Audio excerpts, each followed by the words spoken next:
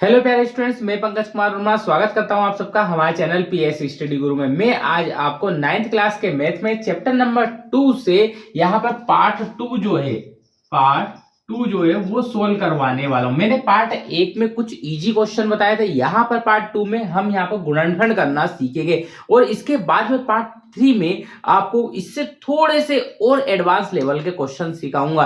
तो प्यारे students, channel को सब्सक्राइब कर लीजिए और बेल आइकन को प्रेस कर दीजिए, जिससे कि आगे आने वाले वीडियो के नोटिफिकेशन भी आपको मिल सके। और मैं आपको करवाऊंगा इन क्वेश्चनों को बहुत ही आसान तरीके से, इसलिए वीडियो को अंत तक जरूर देखिएगा। तो चलिए प्यारे स्टूडेंट्स, करते हैं आज के हमारे क्वेश्चन स्टार्ट। तो जो हमारा पहला क्वेश्चन है, देखिए पहला क्वेश्चन क्या है, यहाँ पर लिखा हुआ है 12x² माइनस 7x प्लस 1।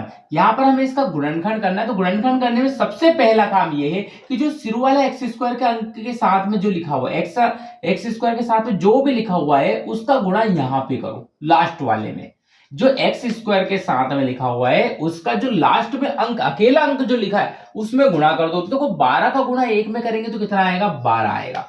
ठीक है, गुणा करने पे कितना आ रहा है, 12 आ रहा है। और यहाँ पे हमने बीच का अंक देखा, बीच का अंक कितना है, 7। अब क्या करना है, बीच का -7 था। अब हमें यह सोचना है कि ऐसे कौन से दो अंक हैं जिनका आपस में गुणा करते हैं तो 12 आता है और उन दोनों अंकों को आपस में जोड़ते हैं तो 7 आता है। तो प्यारे स्टूडेंट्स, हमें वो दो अंक मिल चुके हैं। देखिए यहाँ पे पहला हमने वैसे का वैसे ही लिख दिया, ये जो 12x² लिखा था ये हमने वैसे ही लिख दिया। इस -7 को हमें तोड़ना है और ऐसे दो टुकड़ों में तोड़ना है कि गुणा करने पे कितना है, 12 है। -7 को हमें तोड़ना है, तो हमने -7 को ऐसे तोड़ दिया। देखो 4x माइनस 3x, 4 और 3 मिलकर -7x बनता है और 4 और 3 का आपस में गुणा करते हैं तो 12 आता है, 4 तिया 12। तो हमने इनको इस तरीके से तोड़ लिया। +1 हमने, देखो ये आगे पीछे के जो है वो वैसे के वैसे लिख रहे हैं, इस बीच वाले को हमें तोड़ के लिखना है और इसे ऐसा तोड़ना है। देखो 7 को अपन ऐसे भी तो लिख सकते हैं, 2 + 5 ये भी तो 7 होता है ना। लेकिन क्या 5 और 2 का गुणा करने पे 12 आ रहा है, क्या नहीं आ रहा है, इसलिए ये दो अंक हमने नहीं लिए। हमने 4 और 3 क्यों लिए, क्योंकि 4 और 3 का गुणा करने पे 4 तिया कितना होता है, 12 होता है। तो गुणा करने पे ये वाली संख्या आनी चाहिए। ठीक है, अब क्या करना है, हमें यहाँ पे दो दो के जोड़े बना लेने। इन दोनों में से कुछ कॉमन आ सकता है, तो हमने देखो यहाँ पे 4 और x जो है वो कॉमन ले लिया, क्योंकि 4 इसमें भी है और 12 के यदि हम टुकड़े करें तो 4 तिया 12 होता है। ठीक है, तो उसमें भी 4 आता है, यहाँ पे भी 4 है और इसमें भी 4 है। तो यदि हम ये 4 कॉमन ले लें तो अब हमारे पास कोष्टक के अंदर कितना बचेगा ये निकालने वाली बात है। देखो यहाँ पे x² था, हमने एक x बाहर लिया, तो सीधी सी बात है एक तो x यहाँ पे बच जाएगा। दूसरी बात, यहाँ पे 4 से भाग दे दो 12 में, 4 तिया 12, 3 बार गया तो 3 को यहाँ लिख दो। हमें इस संख्या का इसमें भाग देते जाओ और जो बचे वो हमें यहाँ पे लिखते जाना है। तो पहले स्टूडेंट 4x का 4x में भाग देंगे तो कितना बचेगा, 1। कुछ भी नहीं बचा तो हमने 1 लिख दिया, भाग देने पर 1 बार गया। यहाँ पे इन दोनों में कुछ कॉमन नहीं आ रहा तो हमने -1 वैसे का वैसे ही लिख दिया। जब कुछ ना आए कॉमन तो 1 लिख दो, माइनस था तो माइनस लिख दिया। अब प्यारे स्टूडेंट्स, यहाँ पे एक बात ध्यान दे लेना कि जब भी हम माइनस चिन्ह जो है वो पहले लिखते हैं तो जो बीच का चिन्ह है वो हम बदल के लिखना पड़ेगा। देखो ये 3x ये वैसे का वैसे लिखा, प्लस की जगह क्या लगा देंगे, माइनस, और ये लिख दिया हमने 1। अब प्यारे स्टूडेंट्स, यहाँ पर हमें देखने को मिला कि इस वाले ग्रुप में और इस वाले ग्रुप में एक चीज दोनों में कॉमन है, वो है 3x + 1, 3x - 1। ये दोनों में जो था वो कॉमन था तो हमने यहाँ पे लिख दिया। अब क्या करेंगे, जो देखो दोनों में से 3x - 1 हम यदि निकाल लें तो कितना बचेगा, यहां से 3x - 1 चला गया तो बचा 4x, ये लिखा हमने 4x। यहां से 3x - 1 चला गया तो बचा कौन, -1। तो प्यारे स्टूडेंट्स, यहाँ पर हमारा फैक्टर निकल चुका है। यही हमें निकालने के लिए बोला था कि गुणनखंड कीजिए, हमने इसके गुणनखंड कर दिया। अगला जो क्वेश्चन है देखिए वो बी वाला क्या है, 2x² + 7x + 3। तो प्यारे स्टूडेंट्स, यहाँ पे टुकड़े करेंगे तो मैंने क्या बताया, सबसे पहले इसका गुणा इसमें करो। तो 2 का गुणा यदि 3 में करते हैं तो 2 तिया कितना हो जाता है, 6। तो हमें ऐसी दो संख्या, इस 7 के ऐसे दो टुकड़े करने हैं जिनका गुणा करने पे 6 आए। 7 के ऐसे दो टुकड़े करने हैं जिनका गुणा करने पे कितना आए, 6 आए। तो हमें ये भी तो पता है कि 6 एकम 6 होता है और 6 और 1 को आपस में जोड़े तो 7 होता है। तो इस 7 को हमने तोड़ लेंगे ऐसे टुकड़े में। देखो 2x² + 6x + 1x, ये हमने तोड़ लिया और ये प्लस का 3 जो है वो वैसे का वैसे लिख दो। लास्ट वाला और शुरू वाला वैसे लिखेंगे, बीच वाले को तोड़ के लिख दिया, 6x और 1x। 6 और 1 को जोड़ेंगे तो 7 आएगा, 6 का 1 में गुणा करेंगे तो 6 आ जाएगा। तो हमें ये 2 टुकड़े मिल गए। अब क्या करना है, इन दोनों जोड़े में से कुछ ना कुछ हमें कॉमन लेना, जो भी आ रहा है। देखो 2 दोनों में है और x भी दोनों में है, तो 2x हमने कॉमन ले लिया। यदि यहाँ से 2 चला गया और 1x चला गया तो बचेगा कितना, x बचेगा। प्लस यहाँ से 2 का भाग दो 6 में कितनी बार जाएगा, 3 बार, तो वो 3 हमने यहाँ पर लिख दिया। x तो हमारा बाहर चला गया था।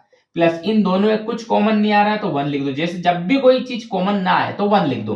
अब प्लस है, देखो माइनस होता है तो अंदर का चिन्ह हम बदल के लिख देते थे। यहाँ पे हमने माइनस लिया था कॉमन, तो प्लस था, हमने अंदर क्या लगाया था, माइनस लगाया। लेकिन जब प्लस लेते हैं तो अंदर का जो है वैसे का वैसे ही लिख देंगे। दोनों में देखो x प्लस 3 है, तो x प्लस 3 को हम बाहर निकाल लाएंगे। x प्लस 3 हम बाहर निकाल के लाए। अब प्यारे स्टूडेंट्स, यहाँ पे x प्लस 3 निकल गया, तो यहाँ से क्या बचा, 2x, और यहाँ से प्लस 1, तो ये अगले पुस्तक में लिख दो, 2x प्लस 1। ये आ चुका हमारा आंसर। तीसरा क्वेश्चन देखिए जरा प्यारे स्टूडेंट्स, यहाँ पे तीसरा जो क्वेश्चन है वो बहुत सरल है। क्या दे रखा है, Y square minus 5y plus 6। तो अब प्यारे स्टूडेंट्स यहाँ पर हमें टुकड़े सोचने हैं। तो इस वाली संख्या का सबसे पहले तो इधर गुणा करो। अब एक लड़का बोलता है कि सर यहाँ पे तो कुछ है ही नहीं, तो हमें जब भी कुछ ना हो तो समझ जाओ कि वहां पे 1 है। तो 1 का गुणा 6 में करेंगे तो कितना आ जाएगा, 6 आ जाएगा। तो हमें ऐसी 2 टुकड़े ढूंढना है इस 5 के कि गुणा करे तो 6 आए और जोड़े घटाए तो वापस कितना हो जाए, -5 आ जाए। तो हमें वो टुकड़े मिल चुके हैं। देखो यहाँ पे लिख दिया हमने, 1y स्क्वायर माइनस के 2y, y में क्वेश्चन है इसलिए y लिखेंगे, और -3y। देखो 2 और 3 को वापस जोड़ेंगे तो माइनस का 5 बन जाएगा। देखो दोनों माइनस के, तो माइनस के 5 बनेगा, और प्लस 6 हमने वैसे का वैसे ही लिख दिया। अब 2 के जोड़े बना लो, 2 और 3 का आपस में गुणा करते तो 6 आता है। तो हमें ऐसे टुकड़े ढूंढना है कि गुणा करें तो इन दोनों के गुणनफल के बराबर मिले, और जोड़े तो इस बीच वाले के बराबर हो जाए। तो यहाँ पे पहले वाले में से देखो y दोनों में है, y कॉमन ले लिया, तो बचा कितना, यहाँ 2y थे, y स्क्वायर था ना, तो y स्क्वायर था, तो 1y कॉमन ले लिया तो 1y बच गया। यहाँ से y चला गया तो कितना बच गया, 2 बच गया। अब यहाँ से देखो इनमें से माइनस तो है तो माइनस लेना पड़ेगा, प्लस हो तो प्लस लो, माइनस है तो माइनस लो। दोनों में से 3 कॉमन आ सकता है, देखो 3 कॉमन चला गया तो y बचा। अब मैंने बताया था कोष्टक के पहले यदि माइनस आ जाए तो बीच का चिन्ह बदल देना है। अब यहाँ 3 से भाग दो, 6 में कितनी बार गया, 2 बार, लिख दिया 2। y-2 यहाँ पे भी, y-2 यहाँ पे भी है, तो y-2 जो है हमने कॉमन ले लिया। अब बचा कितना, y-3, तो ये लिख दिया हमने y-3। तो प्यारे स्टूडेंट्स इस तरीके से इन क्वेश्चनों को हमें सोल्व करना है। एक और क्वेश्चन है हमारे पास, कौन सा क्वेश्चन जरा ध्यान से देखिए, क्वेश्चन नंबर डी। कौन सा है question number D, x square plus 9x plus 18। अब यहाँ पे इस 9 को हमें तोड़ना है, और ऐसे तोड़ना है कि गुणा करने पे कितना है, 18 है। तो हम इसे तोड़ सकते हैं, देखो कितने आसान तरीके से, हमें मालूम है 6 × 18 होता है, तो 6x प्लस 3x। 6 में 3 जोड़ेंगे तो 9x हो जाएगा, और 6 में 3 का गुणा करेंगे तो 18 आ जाएगा, क्योंकि इधर तो कोई संख्या है ही नहीं। 1 का गुणा 18 में करेंगे तो 18 चाहिए हमें गुणा करने पे। तो ये शुरू लास्ट का नंबर वैसे का वैसे लिखना है, बीच वाले को तोड़ के लिखना, और ऐसा तोड़ेंगे कि गुणा करने पे इसके बराबर आए इधर वाले नंबर के। इन दोनों में से x कॉमन ले लिया, बचा कितना, x प्लस 6। इन दोनों में से 3 कॉमन ले लो, बचा कितना, x प्लस 6। क्यों बचेगा x प्लस 6, 3 तो कॉमन आ गया, x बचा। 3 का भाग 18 में दिया तो 6 बार गया, 18 6 हो गया। अब x प्लस 6 यहाँ पे भी, x प्लस 6 यहाँ पे भी, तो x प्लस 6 को हमने कॉमन ले लिया, तो क्या बचा, यहाँ से x और यहाँ से प्लस 3, x प्लस 3 ये बच गया। तो प्यारे स्टूडेंट्स इतनी आसान तरीके से इन क्वेश्चन को हम सोल्व कर सकते हैं। उम्मीद करता हूं आपको गुणनखंड विधि जो है वो समझ में आ चुकी होगी।